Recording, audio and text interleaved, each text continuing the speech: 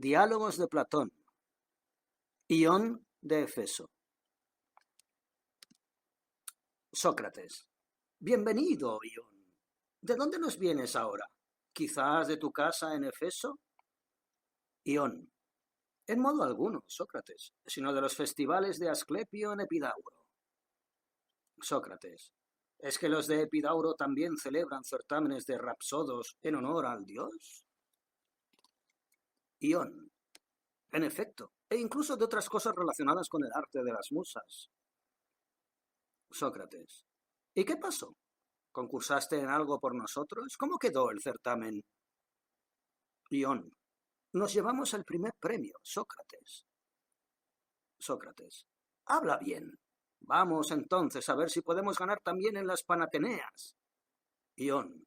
Eso será, si el dos quiere. Sócrates. Ciertamente, Ión.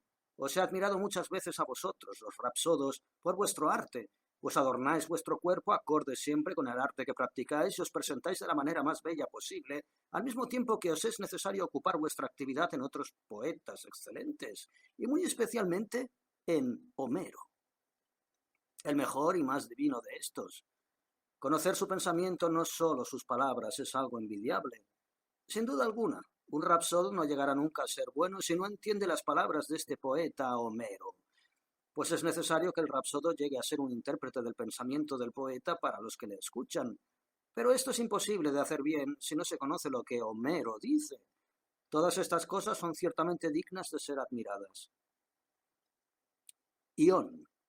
Dices la verdad, Sócrates, pues esto es lo que a mí, por lo menos, me ocasiona el trabajo más costoso de mi arte, y creo que por ello yo soy el único que digo las cosas más bellas sobre Homero, de modo que ni Metrodoro de Lámpsaco, ni Estesímbroto de Tasos, ni Glaucón, ni ningún otro de los que alguna vez han existido, han sabido expresar un pensamiento tan rico y bello sobre Homero como yo mismo.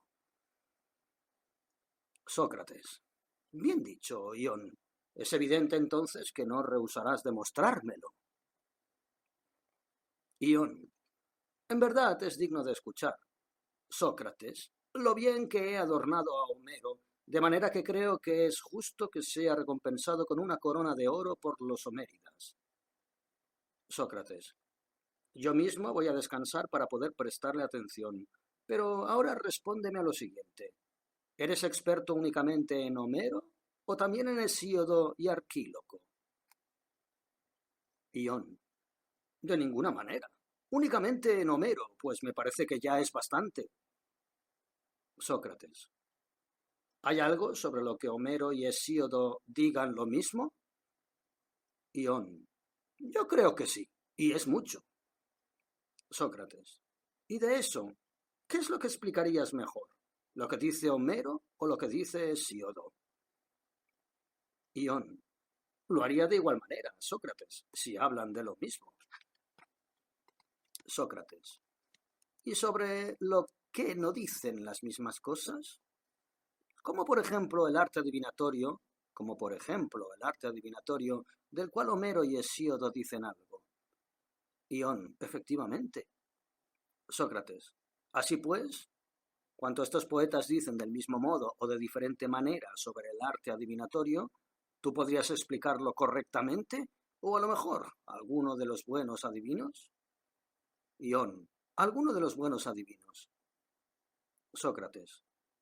Pero si tú fueras adivino, incluso si fueses capaz de explicar aquello que dicen de la misma manera, ¿no sabrías tú también explicar aquello que dicen de distinta manera?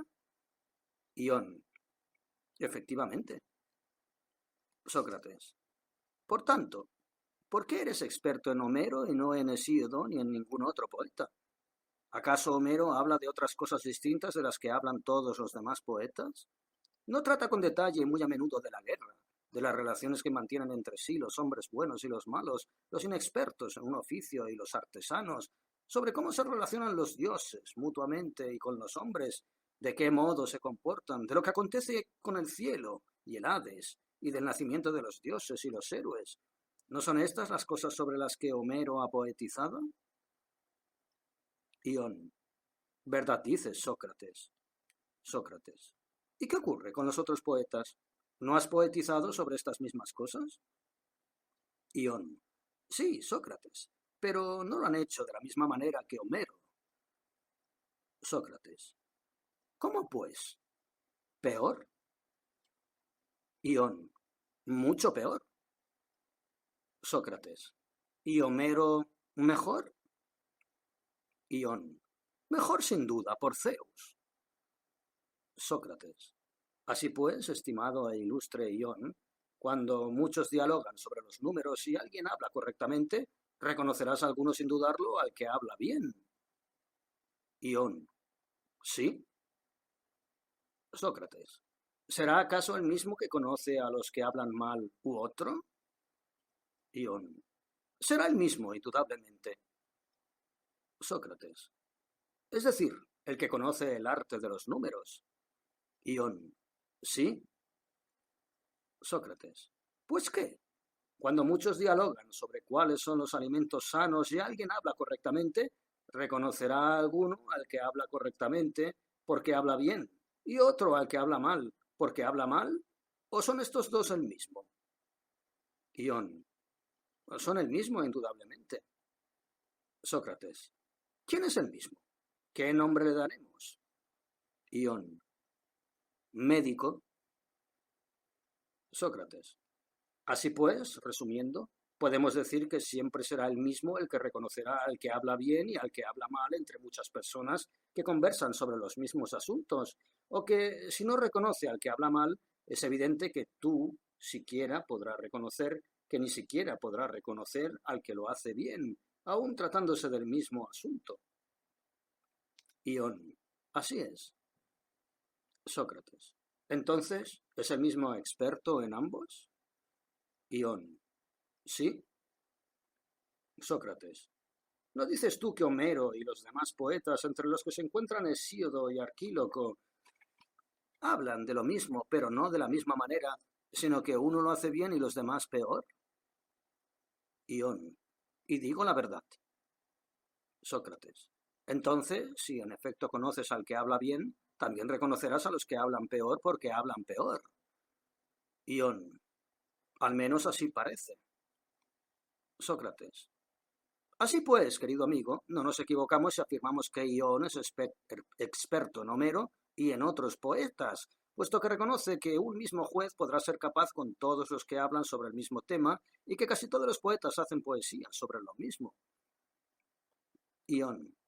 ¿Cuál es la causa, Sócrates, por la cual yo, cuando alguien habla sobre otro poeta, no puedo prestarle atención y soy incapaz de aportar algo en el diálogo digno de consideración y me adormezco con facilidad?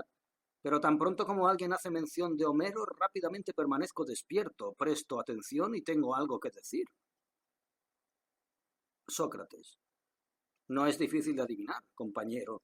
Es evidente por completo que, por medio de técnica y ciencia, no eres capaz de hablar sobre Homero, pues si fueses capaz en cuanto a técnica, también podrías hablar sobre todos los demás poetas, ya que, de alguna manera, la poética es un todo. ¿O no? Ión. Sí. Sócrates. Así pues, cuando alguien toma otra técnica, cualquiera que sea, considerándola un todo, el mismo método de análisis servirá para todas las demás. ¿Cómo hablo de eso? ¿Quieres oírmelo, Ión? Ión. Sí, Sócrates, por Zeus. Pues me alegro escuchando a vosotros los sabios. Sócrates. Quisiera que dijeses la verdad, Ión, pues los sabios en cierta manera sois vosotros, los rapsodos, los actores y aquellos cuyos poemas vosotros cantáis. Yo no hago otra cosa más que decir la verdad, como es natural en un hombre corriente. Pues en relación con eso que yo te preguntaba, observa qué simple y sencillo es para toda persona reconocer lo que decía, que el análisis es el mismo cuando alguien toma una técnica en su conjunto. Considerémoslo en nuestro discurso. Así pues, ¿no es la pintura un todo? Ión. Sí. Sócrates. ¿No es verdad que hay y ha habido pintores buenos y malos? Ión. Sin duda. Sócrates.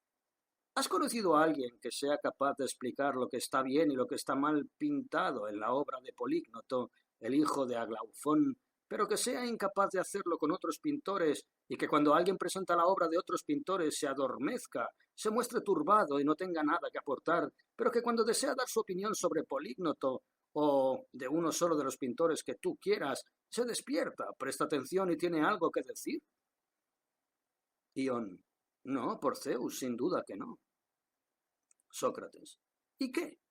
¿Y en escultura? ¿Has conocido a alguien que sea capaz de explicar lo que está bien hecho en las obras de Dédalo, el hijo de Metión, o de Epeo, el de Panopeo, o de Teodoro de Samos, o de algún otro escultor, pero que no sea capaz de hacerlo con las obras de otros escultores y se adormezca sin nada que decir? Ión: ni siquiera he visto eso, por Zeus. Sócrates: y es que, en verdad, según yo creo, ni en el arte de tocar la flauta y la cítara, ni en el de cantar con acompañamiento de cítara, ni en el de los rapsodos, jamás has conocido a un hombre que sea capaz de explicarnos algo sobre Olimpo, o de Tamiras, o de Orfeo, o de Femio, el rapsodo de Ítaca, y que acerca de Ión de Éfeso esté confuso y no sepa explicar lo que recita bien y lo que no. Ión: no te voy a contradecir en eso, Sócrates, pero creo que soy de entre todos los hombres el que hablo de la mejor manera y con mayor propiedad sobre Homero. Todos los otros dicen que yo hablo bien sobre él, pero no de otros poetas. Fíjate qué significa esto. Sócrates: me fijo, Ión, y me dispongo a mostrarte lo que a mí me parece que es. Eso que a ti te permite hablar correctamente sobre Homero no es una técnica, como decía ahora mismo, sino una fuerza divina que te mueve como la que está en la piedra de Eurípides, la que llamó magnética, y la mayoría era clea. En verdad esa piedra no solo une las propias cadenas de hierro, sino que introduce una fuerza en ellas de tal modo que pueden hacer eso mismo que la piedra hace. Es decir, unir otras cadenas, de manera que a veces una gran fila de cadenas de hierro queda unida a otra gran fila. En toda esta fila la fuerza se origina a partir de aquella piedra. Así también la propia musa hace inspirados, y por medio de ellos se forma una gran fila con otros que están inspirados. Pues todos los poetas buenos de la epopeya cantan los grandes poemas épicos no gracias a una técnica, sino porque están inspirados y sometidos. También los poetas líricos buenos actúan de igual manera. Lo mismo que los que están afectados por el frenesí de los coribantes bailan sin estar en su sano juicio, así también los poetas líricos componen esos bellos cantos cuando no están en su sano juicio, es decir, cuando se adentran en la armonía y el ritmo y están dominados y poseídos por el furor báquico, al igual que las bacantes, que sacan para sí miel y leche de los ríos, cuando están poseídas y serenas. También el alma de los poetas líricos trabaja eso que ellos mismos dicen. Pues dicen los poetas que nos traen sus cantos tras cogerlos de las fuentes que destilan miel, de los jardines y valles de las musas, y que al igual que las abejas, ellos también revolotean.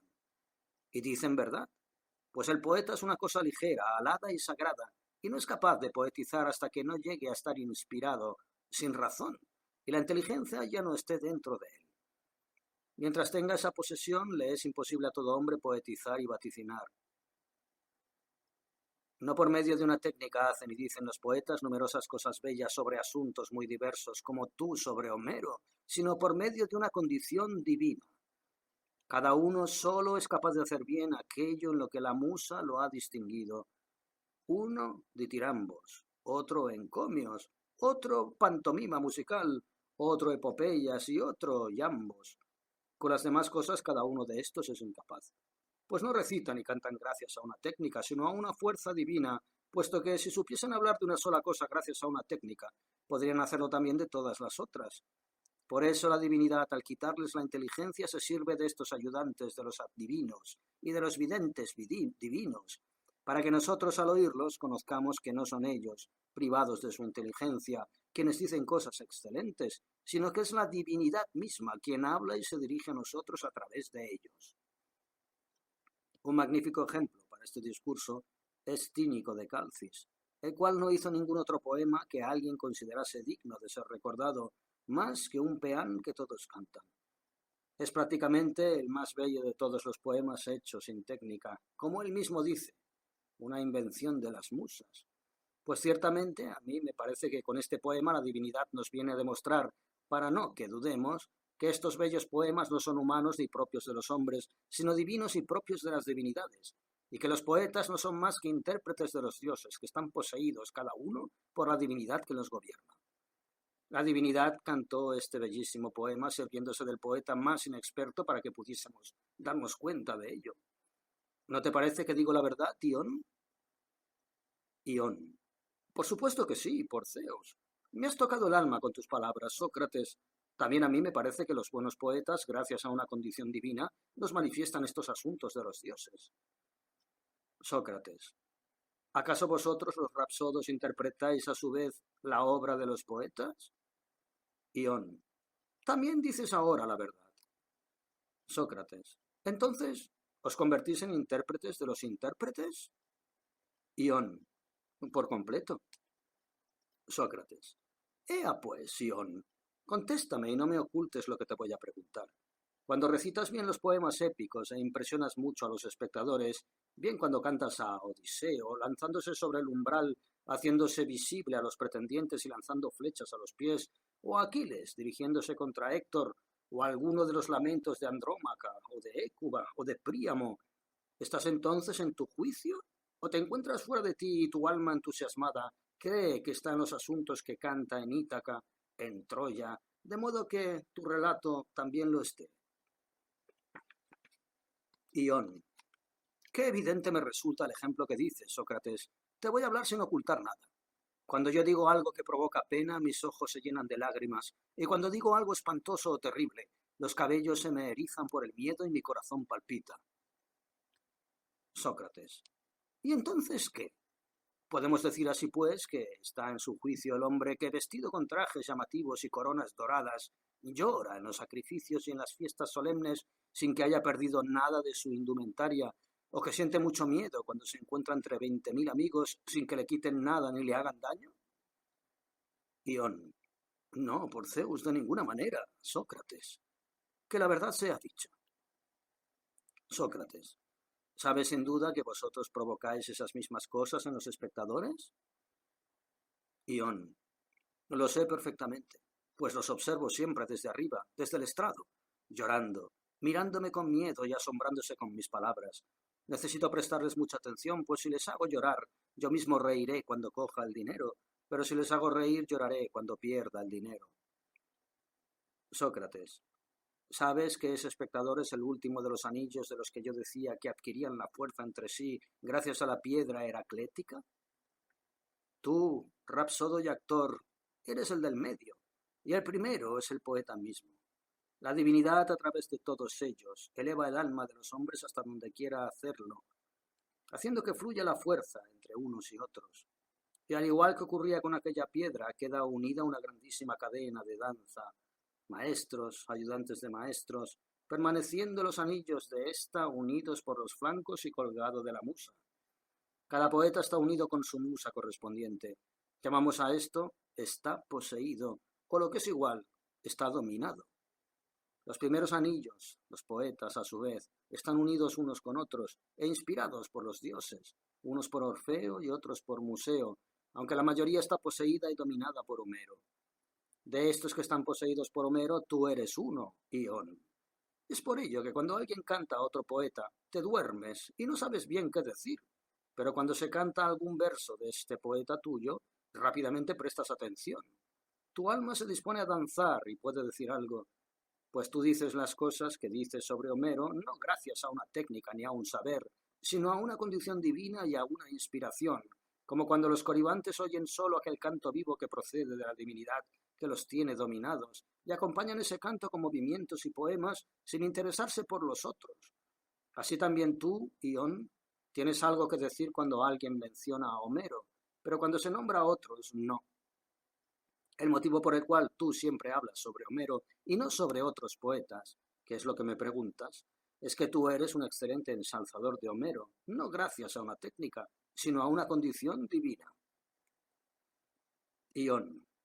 Hablas correctamente, Sócrates, pero me extrañaría que incluso aunque hablaras correctamente, me pudieras convencer de que, estando poseído y fuera de mí, yo ensalzo a Homero. Creo que no mantendrías el mismo parecer si me oyeses hablar sobre ese poeta. Sócrates. En verdad quiero escucharte, no sin que antes me respondas a lo siguiente.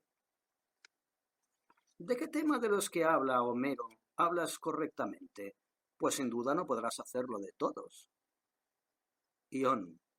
Fíjate, Sócrates, que no hay ningún tema del que no pueda hablar. Sócrates. Ciertamente no podrás hacerlo de aquellos temas de los que no eres conocedor y que Homero menciona. Ión. ¿Cuáles son esos temas que Homero menciona y yo no conozco? Sócrates. ¿No habla Homero en muchos pasajes y extensamente sobre la técnica de conducir un carro? Si recuerdo las palabras, las citaré. Ión. Yo te las citaré. Pues me acuerdo. Sócrates. Recítame lo que Néstor le dice a su hijo Antíloco cuando le aconseja que tenga precaución con la curva en la carrera de caballos en honor de Patroclo. Ión. Y tú mismo, dice, inclínate en la silla bien trenzada del carro, hacia la izquierda, ligeramente, y al caballo de la derecha pícalo con los gritos, afloja sus miembros con tus manos, que tu caballo de la izquierda se aproxime a la meta, de modo que te parezca que el cubo de la bien fabricada rueda llega hasta el extremo, pero evita chocar con la piedra. Sócrates. Es suficiente, Ión. ¿Quién sabría mejor si lo dicho por Homero está bien o no? ¿Un médico o una auriga? Ión. Una auriga, sin duda. Sócrates. ¿Porque domina esa misma técnica o por otra cosa? Ión. Porque domina esa técnica. Sócrates. ¿Acaso la divinidad no ha dado a cada una de las técnicas una actividad concreta que es posible llegar a conocer? Pues lo que sabemos con el arte de gobernar la nave no lo vamos a conocer con la medicina. Ión. En efecto. Sócrates. Ni con la arquitectura, lo que sabemos con la medicina. Ión. Sin duda. Sócrates.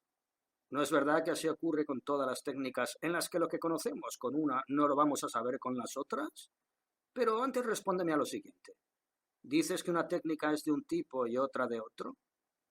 Ión. Sí. Sócrates. Cuando un saber corresponde a unos asuntos y otro a otros, yo llamo entonces a una técnica de una manera y a la otra de otra distinta. ¿Tú también lo haces así? Ión. Sí. Sócrates. Pero si fuese un solo saber de los mismos asuntos, ¿por qué diríamos que uno es de una materia de una manera y otro de otra? Cuando sería posible conocer lo mismo de ambos.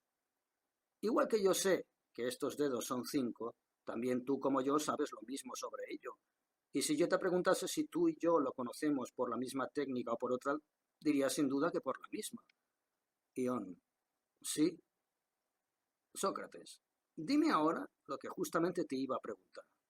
Si para todas las técnicas, según opinas, es preciso conocer lo mismo cuando se trata de la misma, pero no así cuando sea otra, sino que si fuese otra distinta, es necesario conocer otras cosas.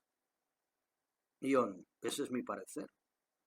Sócrates. De manera que quien no domine una técnica no será capaz de saber lo que se ha dicho y se ha hecho de esa técnica. Ión. Dices verdad. Sócrates. Y en relación con los versos que has recitado, ¿cuál de los dos sabrá mejor si Homero habla bien o no? ¿Tú o el auriga? Ión. El auriga.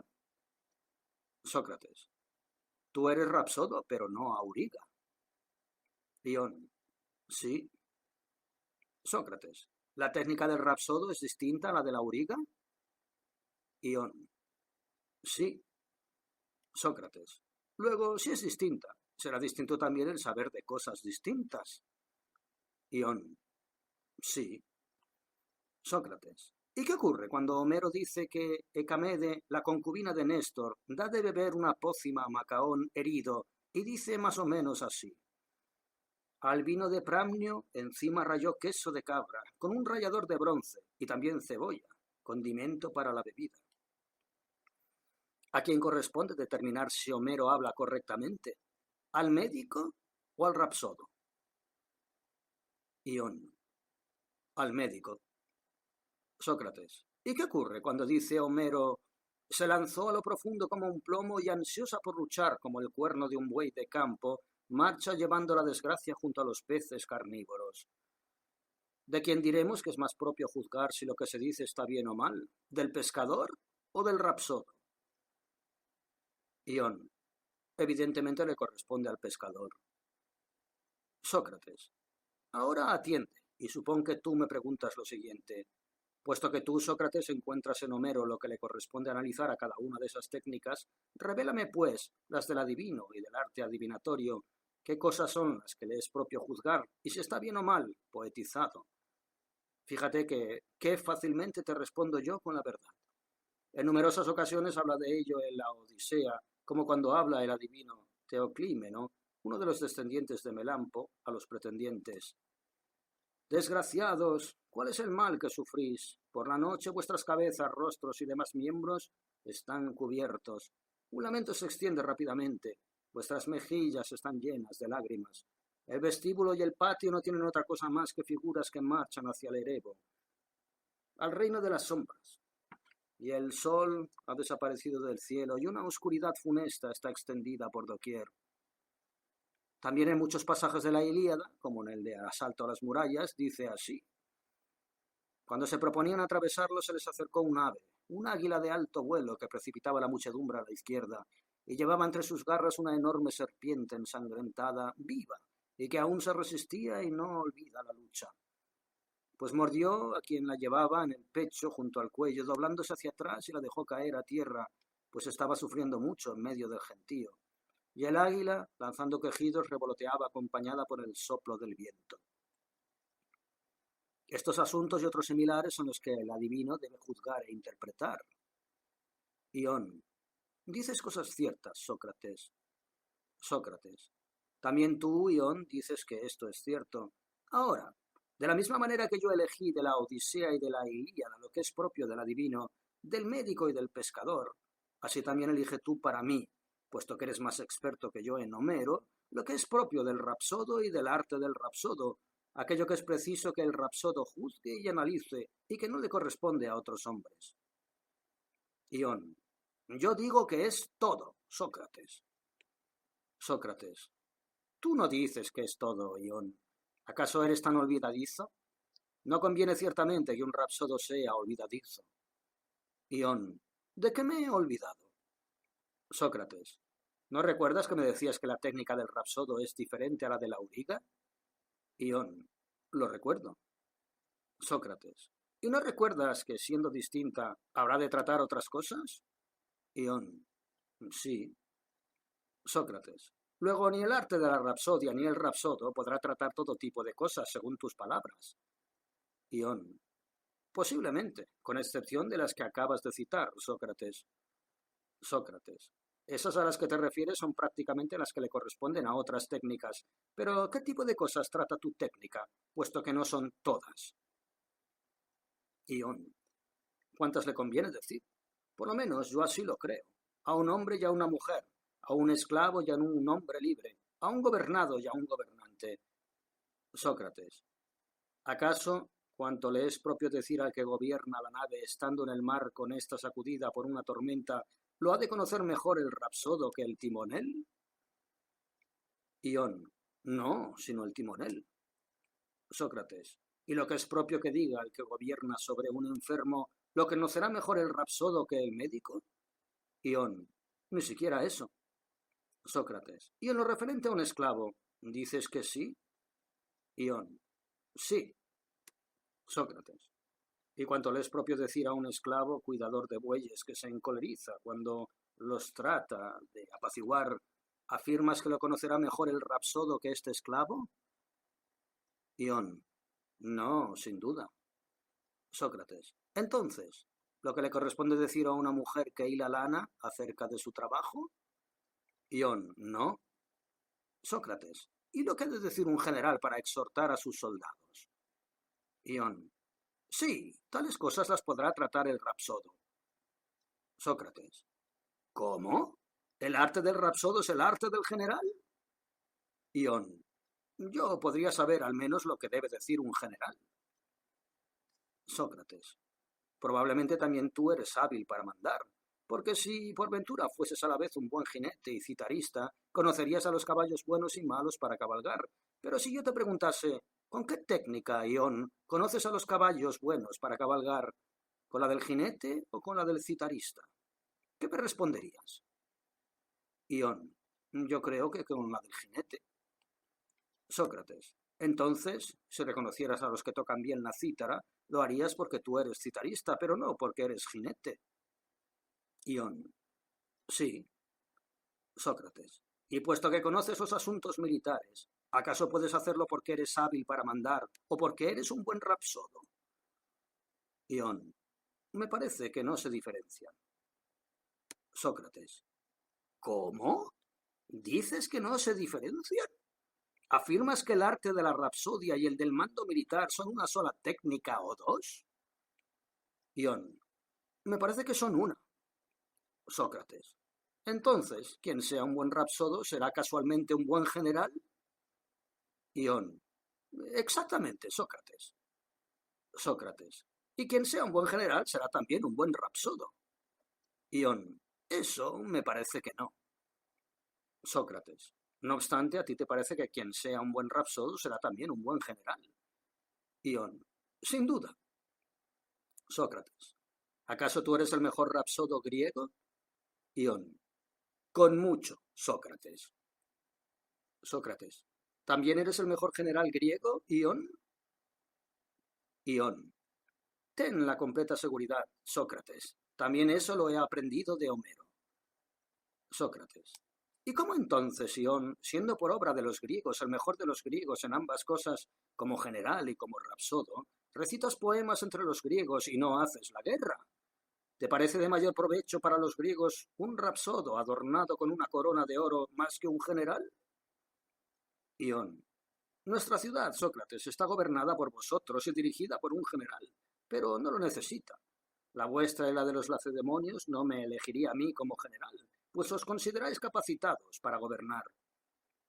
Sócrates. Querido amigo Ión, ¿no conoces a Apolodoro de Cícico? Ión. ¿Quién es ese? Sócrates.